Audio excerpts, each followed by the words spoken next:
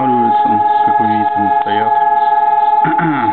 Все машины останавливаются, автобусы и все.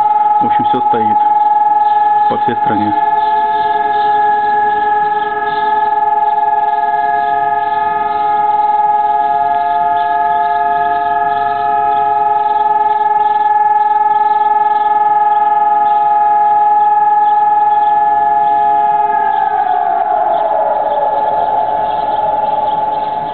Вот, а теперь опять все начали двигаться.